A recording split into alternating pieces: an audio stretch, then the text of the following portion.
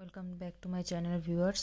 সিসি3 তোমার সেমিস্টার 3তে যাদের রয়েছে, সামনে পরীক্ষা রয়েছে এবং এই ইতিহাসের অনার্স যাদের রয়েছে তাদের এই বছরের জন্য সবথেকে গুরুত্বপূর্ণ একটি প্রশ্ন হলো হর্ষবর্ধনের কৃতিত্ব।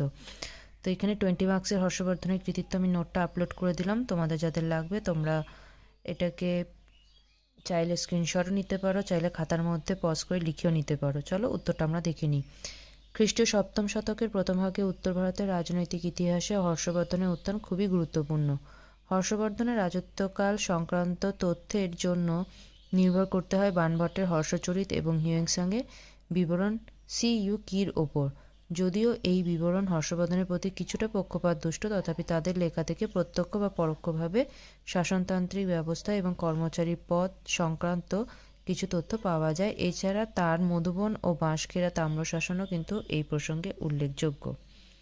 পরের প্যারাগ্রাফ দেখো কি লেখা রয়েছে। Vincent Smith, K M. Panikkar, R S. Tripathi প্রমুখ কিছু প্রাচীন ঐতিহাসিক এবং পরবর্তীকালে রাধা কুমুদ মুখোপাধ্যায় হর্ষকে সমগ্র উত্তর ভারতে অধীশ্বর বা সকলোত্তর পথনাত হিসেবে বর্ণনা করেছেন এবং সাম্রাজ্য নির্মাতা হিসেবে তার ভূয়সী প্রশংসাও করেছেন। তবে মনে রাখা দরকার, হর্ষের তরফে কোনো সূত্রে তাকে ওই জাতীয় কোনো অভিধায় ভূষিত করা হয়নি। দাক্ষিণাত্যে দ্বিতীয় পুলকেশীর পরবর্তী চালুক্য শাসকেরা পুলকেশীরই গৌরব বৃদ্ধি করার জন্য হর্ষ সম্বন্ধে উক্ত বিশেষণ প্রয়োগ করেছেন, কারণ এই হেন সকলোত্তর পতনত হর্ষ দ্বিতীয় পুলকেশী দ্বারা পরাজিত হয়েছেন। পাশাপাশি হর্ষ শশাঙ্কের বিরুদ্ধেও সাফল্য লাভ করতে পারেনি। হিউয়েনসাংয়ের বিবরণ এবং অন্যান্য সূত্র থেকে মনে হয় পিতৃসূত্রে তিনি থানেশ্বর তথা পূর্ব পাঞ্জাবের ওপর অধিকার লাভ করেছিলেন। ভগ্নী রাজ্যশ্রী সূত্রে এবং কিছুটা সামরিক শক্তি বুদ্ধি বলে তিনি কনৌজ তথা উত্তরপ্রদেশের ওপর তার অধিকার স্থাপন করেন। এরপর সংলগ্ন কিছু অঞ্চল যেরকম মহিচ্ছত্র, শ্রাবস্তি, প্রয়াগ প্রভৃতি তার প্রত্যক্ষ শাসনাধীনে আসে। শাসনকালে শেষ দিকে মগধ, পশ্চিমবাংলা এবং কম্বোজ ও উড়িষ্যার তার অধিকার প্রতিষ্ঠিত হয়েছিল বলে অনেকে মনে করেন। সুতরাং তিনি সকলোত্তর পতনত বা সমগ্র উত্তর ভারতের অধীনস্থ ছিলেন কিনা তা নিয়ে ঐতিহাসিকদের মধ্যে বিতর্ক থাকলেও নর্মদা নদীর উত্তরে এক বিশাল এলাকা তার সাম্রাজ্যের অন্তর্ভুক্ত হয়েছিল। বহু গুণান্বিত হর্ষবর্ধন যথার্থই অনুভব করেছিলেন যে সাম্রাজ্যকে সুগঠিত করতে গেলে সুদৃঢ় শাসন ব্যবস্থা অপরিহার্য। সেই ব্যাপারে তিনি যথেষ্ট কৃতিত্বের পরিচয় দিয়েছেন। নেক্সট প্যারাগ্রাফ দেখো। মৌর্য শাসন ব্যবস্থার অতিকেন্দ্রীকরণ গুপ্ত আমলে বিকেন্দ্রীকরণের চেহারা নিয়েছিল এবং হর্ষবর্ধনের সময়ও প্রশাসনিক বিকেন্দ্রীকরণের ব্যাপারে যথেষ্ট চেষ্টা ছিল। তার সাম্রাজ্যের বেসামরিক শাসন ব্যবস্থা তিনি নিজেই তত্ত্বাবধান করতেন। হিউয়েনসাংয়ের বিবরণ থেকে স্পষ্ট যে তিনি নিজে প্রত্যক্ষ পরিদর্শনের মাধ্যমে জনমত সম্পর্কে ওয়াকিবহাল হতেন।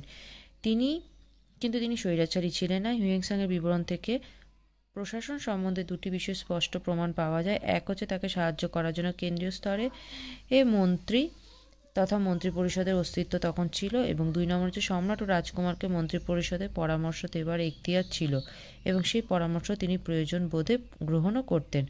হর্ষবর্ধন অমাত্য ও উচ্চপদস্থ কর্মচারীদের সাহায্য করতেন। বাঁশখেড়া ও মধুবন তাম্রশাসনে উদ্ধৃত পদগুলো হলো মহাসামন্ত, মহারাজা, মহাপ্রমাতার দুঃসাধ্য সাধনিক উপরিক বিষয়পতি। প্রসঙ্গত বলা যায় তার তাম্রশাসনগুলিতে শব্দগুলিতে বিভিন্নভাবে ব্যবহৃত হয়েছে, যেমন মহাক্ষপটলাধিকরণাধিকৃত সামন্ত মহারাজা, মহাক্ষপটলিক সামন্ত মহারাজা, মহাপ্রমাতার মহাসামন্ত। মহাসামন্ত ছিলেন একজন কর প্রদানকারী শাসক। বাণভট্টের হর্ষচরিতে সামন্ত শব্দটির বহুবার উল্লেখিত রয়েছে। আবার ওই গ্রন্থে এক জায়গায় বলা হয়েছে যে প্রধান সামন্তদের উপেক্ষা করা হতো না। তবে বাণভট্টের এই সাক্ষ্যটিকে রাজার ক্ষমতার ওপরে সীমাবদ্ধতার আরোপের দৃষ্টান্ত হিসেবে ব্যবহার করা অবশ্যই বাঞ্ছনীয় হবে না। আবার হর্ষচরিতের আলোকে রামশরণ শর্মা দেখাবার চেষ্টা করেছেন যে হর্ষের আমলে অমাত্যরা সামন্তের উপাধিতে পরিণত হয়েছিলেন।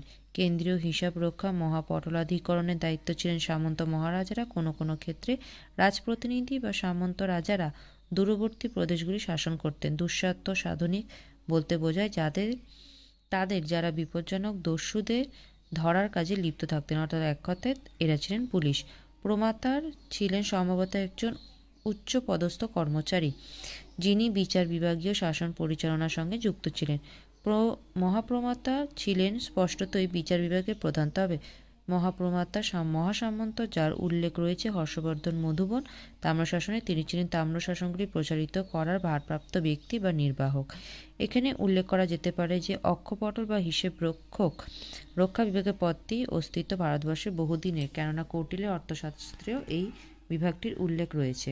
পরের প্যারাগ্রাফ, হর্ষের রাজদরবারে উচ্চপদস্থ কর্মচারীদের মধ্যে মহাসন্ধি, বিগ্রহাধিকৃত, মহাবলাধিকৃত, মহাপ্রতিহারের উল্লেখ আছে। হর্ষচরিতে এই পদগুলি নতুন নয়। মহাসন্ধি, বিগ্রহাধিকৃত ছিলেন বিদেশ নীতি অর্থাৎ যুদ্ধ ও শান্তি বিভাগে ভারপ্রাপ্ত মন্ত্রী। মহাবলাধিকৃত ও মহাপ্রতিহারেরা যথাক্রমে ছিলেন সামরিক বিভাগের প্রধান এবং প্রাসাদ রক্ষাকারী। এছাড়াও ছিলেন ক্ষুদ্রা পদাধিকারীগণ, এরা হলেন সেনাপতি, বৃহদ্দর্শকর, পশ্চ বিভাগের প্রধান, কটুক প্রভৃতি। কোনো কোনো পদ ও পদাধিকারীর সঙ্গে সামন্ত, মহারাজা, মহাসামন্ত প্রভৃতি অভিধা সংযুক্ত থাকার বিষয়টি সম্বন্ধে ইউ.এন. ঘোষাল মনে করেন, এ থেকে মনে হওয়া স্বাভাবিক যে হর্ষবর্ধন তার সাম্রাজ্যকে প্রত্যক্ষভাবে শাসন করার জন্য সামন্তদের কার্যকলাপকে সুচারুভাবে ব্যবহার করেছেন। নেক্সট প্যারাগ্রাফ, থানেশ্বরের একটি ক্ষুদ্র রাজবংশকে যেহেতু তিনি বিস্তৃত রূপ দিয়েছিলেন এবং চালুক্যরাজ দ্বিতীয় পুলকেশীর বিরুদ্ধে যুদ্ধে অবতীর্ণ হয়েছিলেন, সেহেতু তার এই সুদক্ষ সামরিক বাহিনী ছিল, সেই বিষয়ে কোনো সন্দেহ নেই। মহাবলাধিকৃত, সেনাপতি প্রভৃতি পদের উল্লেখ থেকে বোঝা যায় যে বিভিন্ন বিভাগের সেনাপতি সংগঠিত ছিল। এছাড়া মহারাজা এবং সামন্তরা যুদ্ধের সময় সম্রাটকে সামরিক সাহায্য প্রদান করতেন। এমন মনে করা স্বাভাবিক হবে না যে হিউয়েন-সাং যে বিশাল সেনাবাহিনী বর্ণনা দিয়েছেন তা নিয়মিত বা সবসময় ছিল না। রামচরণ শর্মা মনে করেন, সামন্তদের সৈন্য সরবরাহের ওপর নির্ভর করার ফলে সম্রাট তাদের মুখাপেক্ষী হয়ে পড়েছিল। গুপ্তযুগের ন্যায় এই যুগে কিছু কিছু পদ ছিল বংশানুক্রমিক। হিউয়েন-সাং এর বিবরণ থেকে জানা যায় যে হর্ষবর্ধন তার রাজকোষে জমা পড়া এবং সঞ্চিত অর্থের 1/4 অংশ কর্মচারীদের বেতন ও ভরণ-পোষণ বাবদ খরচা করতেন।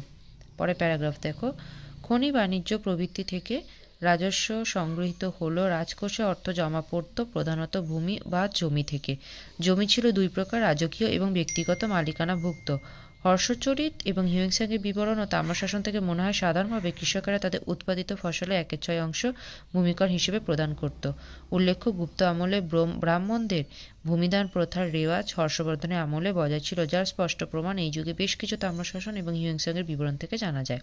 হর্ষবর্ধনের আমলে শাসক তথা সরকার প্রতি কাজকর্মের বিশেষ স্বীকৃত স্বরূপ পুরোহিত তথা ব্রাহ্মণদের ভূমিদানের প্রথা প্রচলিত ছিল। এই সুবাদে পুরোহিত শ্রেণী সমস্ত প্রকার কর প্রদান থেকে রেহাই পেতেন। হর্ষবর্ধনের সময় রাজকর্মচারীদের ক্ষেত্রে এই প্রথার সূত্রপাত হয়। যে কোনো প্রশাসনের অন্যতম লক্ষ্য হল আইন শৃঙ্খলা বজায় রাখা এবং সুষ্ঠু বিচার ব্যবস্থার প্রবর্তন করা। হিউয়েন-সাং এর বিবরণ থেকে বোঝা সম্ভব হয় যে ফৌজদারি আইন তথা বিচার ব্যবস্থা বেশ কড়াকড়ি ছিল। নেক্সট প্যারাগ্রাফ, হর্ষবর্ধনের সাম্রাজ্য বেশ ছোট হলেও সংগঠিত ছিল। শাসনকার্য সুষ্ঠুভাবে সম্পাদনা করার জন্য তিনি সাম্রাজ্যকে কয়েকটি বিভাগ এবং সেগুলিকে কয়েকটি উপবিভাগে বিভক্ত করেছিলেন। তার আমলে প্রশাসনিক একক এবং প্রশাসন ও কর্মচারীদের পদ অনেক ক্ষেত্রেই ছিল গুপ্তযুগের সঙ্গে তুলনীয়। উল্লেখ্য, হর্ষবর্ধনের লেখসমূহ ভূমিদান সংক্রান্ত তথ্যের প্রসঙ্গে প্রাদেশিক শাসনের কথা উল্লেখিত হয়েছে। এগুলি থেকে জানা যায় যে তার রাজ্য বিভক্ত ছিল কয়েকটি প্রদেশে, যা পরিচিত ছিল ভুক্তি নামে। ভুক্তিগুলির বিষয় বা জেলায় বিভক্ত ছিল। শাসন ব্যবস্থার পরবর্তী তথা সর্বনিম্ন প্রশাসনিক একক ছিল গ্রাম। ভুক্তি এবং প্রদেশের শাসনকর্তারা পরিচিত ছিলেন রাজস্থানীয় এবং উপরিক নামে, আর বিষয় বা জেলা প্রশাসনের দায়িত্ব ছিলেন বিষয়পতিদের ওপর। হর্ষচরিতে উল্লেখিত বিভিন্ন পদাধিকারী কর্মচারীদের হলেন ভোগপতি, আয়ুক্তক, প্রতিপালক পুরুষ, তারপরে হচ্ছে গ্রামাক্ষ, পটলিক, করণিক প্রভৃতি। ভোগপতি শব্দটির আক্ষরিক অর্থ বিচার করলে মনে হয় যে তিনি ছিলেন ভূস্বামী। আয়ুক্তক এবং প্রতিপালক পুরুষ হিসেবে সম্ভবত গ্রাম শাসনের সঙ্গে যুক্ত কর্মচারী। গ্রামাক্ষ, পটলিক নিশ্চিতভাবে ছিলেন গ্রাম শাসনের হিসেব রক্ষার সঙ্গে যুক্ত পদস্থ কর্মচারী অর্থাৎ হিসাবরক্ষক। এদের কাজ কিছুটা গুপ্ত আমলে মহত্তরদের মতো। করণিক, যিনি বিভিন্ন শিলালিপিতে উল্লেখিত করণিকদের সঙ্গে অভিন্ন ছিলেন, তিনি ছিলেন নিঃসন্দেহে কোনো বিভাগ বা সরকারি কার্যালয়ের কর্মচারী। হর্ষবর্ধনের শাসন ব্যবস্থার আলোচনা থেকে প্রাপ্ত ধারণা অনুযায়ী মনে করা হয় যথার্থ অর্থ প্রশাসনিক বিকেন্দ্রীকরণ বলতে যা বোঝায় হর্ষবর্ধনের শাসন ব্যবস্থা তা ছিল না, কেননা প্রশাসনিক সংগঠনগুলির ওপর রাজকীয় নিয়ন্ত্রণ ছিল, কিন্তু তিনি এই অর্থে স্বৈরাচারী ছিলেন না। দণ্ডবিধি কঠোরতা এবং সংবাদবাহক জাতীয় কর্মচারীর অস্তিত্ব সত্ত্বেও তার শাসন ব্যবস্থার মধ্যে উদার নৈতিক চরিত্রের ছাপ লক্ষ্য করা যায়। নেক্সট প্যারাগ্রাফ দেখো। হর্ষের নাম ইতিহাসে প্রসিদ্ধ রয়েছে শিক্ষা এবং সংস্কৃতির পৃষ্ঠপোষকতার জন্য। তিনি নিজে একজন কবি ছিলেন। বাঁশখেড়া ও মধুবন তাম্রশাসনের স্তবকগুলি সম্ভবত তিনি নিজেই রচনা করেছিলেন। তার কাব্য প্রতিভা স্বীকৃত হয়েছে অনেক পরে। একাদশ শতকে কবি জয়দেবের গীতগোবিন্দ কাব্যের গোড়ায়। তিনি যে একজন সাহিত্যিক প্রেমী ছিলেন সে কথা উল্লেখ করতে দ্বিধা করেনি খ্রিস্ট সপ্তম শতকে ভারতে আগত চীনা পর্যটক ই সিং। হর্ষ যে ভালো বীণাবাদক ছিলেন সে কথা তার সভাকবি বাণভট্ট বলেছেন। তিনি কবি এবং গুণীজনের সমাদর করতেন। তার রাজসভা গুণীজনদের দ্বারা অলঙ্কৃত থাকত। তাদের মধ্যে উল্লেখযোগ্য হল বাণভট্ট, ময়ূর, দিবাকর। স্যামুয়েল বিল কর্তৃক অনুদিত লাইফ অফ হিউয়েনসাং থেকে জানা যায় হর্ষ তৎকালীন মগধের নাগরিক জয়সেন নামে একজন ক্ষত্রিয় গৃহস্থের অসাধারণ জ্ঞান এবং পাণ্ডিত্যের মুগ্ধ হয়ে তাকে উড়িষ্যায় ৮০টি শহরে রাজস্ব আদায়ের অধিকার দিয়েছিলেন। লেখনীর ব্যাপারে যে তার সিদ্ধহস্ত ছিলেন তার আরও অনেক প্রমাণ রয়েছে। হর্ষদেব নামে একজন রাজা রত্নাবলী, প্রিয়দর্শী, নাগানন্দ নামে ৩টি নাটক লিখেছিলেন। সম্ভবত এই হর্ষকে কনৌজ রাজা হর্ষবর্ধনে শনাক্ত করা হয়ে থাকে। এই ৩টি নাটকের প্রকৃত লেখক হর্ষবর্ধন কিনা সেই নিয়ে অবশ্য বিতর্ক বর্তমান। ওই নাটকগুলি লেখা হয়েছিল সংস্কৃত ভাষায়। এছাড়া তার সভাকবি বাণভট্টের কাদম্বরী এবং হর্ষচরিতের ভাষা সংস্কৃত। এই বিষয়ে কোনো সংশয় নেই যে বৌদ্ধ ধর্মের প্রতি প্রগাঢ় শ্রদ্ধা থাকলেও তার সময় সংস্কৃত ভাষা ও সাহিত্যের উৎকর্ষতা বৃদ্ধি পায়। প্রিয়দর্শিকা নাটকের একটি নতুন দিক হল কর্মনাটক বা নাটকের মধ্যে নাটকের ধারণা, ধ্রুপদী রচনা, রীতি এবং কৌশলের দিক থেকে রত্নাবলী নাটকটি অনন্য। নাগানন্দ নাটকটি রচিত হয়েছিল সবার শেষে এবং রচনাশৈলী অনেক পরিণত। পরের প্যারাগ্রাফ। শিক্ষা এবং সংস্কৃতির পৃষ্ঠপোষক হিসেবে তার ভূমিকা আলোচনা প্রসঙ্গে নালন্দা বিশ্ববিদ্যালয়ের প্রসঙ্গটি আলোচনা করা দরকার। দক্ষিণ বিহারে বর্তমানে রাজগীরের কাছে এই বিখ্যাত বৌদ্ধ শিক্ষা কেন্দ্রটি অবস্থিত ছিল। অনুমিত হয় যে গুপ্ত আমলে খ্রিস্টীয় ৫ম শতকের শেষ দিকে এটি নির্মিত হয়েছিল। সমসাময়িককালে নালন্দার এই বৃহৎ বৌদ্ধমঠটির লেখসমূহ শ্রীনালন্দা মহাবিহার নামে পরিচিত। হর্ষবর্ধনের সময় হিউয়েনসাংয়ের ভারত ভ্রমণকালে এই বিশ্ববিদ্যালয়ের খ্যাতি এবং সমৃদ্ধি চূড়ান্ত সীমায় পৌঁছেছিল। প্রায় সর্বদা এই বিশ্ববিদ্যালয়ে ১০,০০০ ছাত্র অধ্যয়ন করতেন এবং তাদের শিক্ষাদানের জন্য নিযুক্ত ছিলেন ১৫০০ জন শিক্ষক। আবাসিক ছাত্র শিক্ষকদের অনেকেই ছিলেন ভারতের বাইরে বিভিন্ন দেশ থেকে, যেমন কোরিয়া, জাপান, মঙ্গোলিয়া, তিব্বত, চীন, সিংহল থেকে আগত। কলা ও বিজ্ঞানের বিভিন্ন শাখায় ব্রাহ্মণ এবং বৌদ্ধ ধর্ম সংক্রান্ত বিষয় ও দার্শনিক চিন্তাভাবনা সম্পর্কে শিক্ষা দেওয়া হতো। হিউয়েনসাংয়ের বিবরণ থেকে জানা যায় যে মহাযান বৌদ্ধ ধর্ম ছাড়া প্রায় ১৮টি সম্প্রদায়ের কর্মধারা সম্পর্কে এখানে ওয়াকিবল হতো। এছাড়াও হেতুবিদ্যা, শব্দবিদ্যা, চিকিৎসাবিদ্যা, বেদ, সাংখ্য প্রভৃতি বিষয় শিক্ষা দেওয়া হতো। তিনি লিখেছেন যে ৭টি মঠ এবং ৮টি হলঘর তিনি প্রত্যক্ষ করেছেন। প্রতিটি মঠে কতগুলো কামরা ছিল। চীনা পর্যটকের বিবরণ থেকে জানা যায় হর্ষবর্ধনের সময় নালন্দার প্রধান অধ্যক্ষ ছিলেন মহাজ্ঞানী শিলভদ্র। Last paragraph. হর্ষবর্ধনের কৃতিত্বে মূল্যায়নের সারবস্তু হলো এই যে বাস্তবে তার কৃতিত্ব যতটা না ছিল, তার জীবনীকার এবং গুণগ্রাহীরা তাকে অনেক সময় তার অনেক বেশি তাকে মর্যাদায় ভূষিত করার চেষ্টা করেছেন। যদিও নিরপেক্ষ দৃষ্টিতে তার বিচার বিশ্লেষণ করে তার প্রকৃত মূল্যায়ন করার চেষ্টা করা হয়েছে। তিনি তার সাম্রাজ্যকে এক সুস্থিত শাসন ব্যবস্থা উপহার দিয়েছিলেন। শিক্ষা সংস্কৃতি পৃষ্ঠপোষকতা করে তিনি যে সমৃদ্ধ বাতাবরণ তৈরি করেছিলেন তার নিঃসন্দেহে তার কৃতিত্বের এর বিশেষ নিদর্শন। কিন্তু তার সাম্রাজ্যকে সুদৃঢ় করার জন্য যে পরিকল্পনা তিনি গ্রহণ করেছিলেন তার ফলে ৬৪৭ খ্রিস্টাব্দে তার মৃত্যু হওয়ার সঙ্গে সঙ্গে তার সাম্রাজ্যের পতন ঘটে। ভিডিওটি যদি ভালো লাগে তাহলে প্লিজ চ্যানেলটিকে সাবস্ক্রাইব করে দিও এবং বন্ধুদের মধ্যে শেয়ার করে দিও। যদি তোমাদের পক্ষে সম্ভব হয় তাহলে লাইক বাটন প্রেস করে দিও। সবাই ভালো থেকো, সুস্থ থেকো।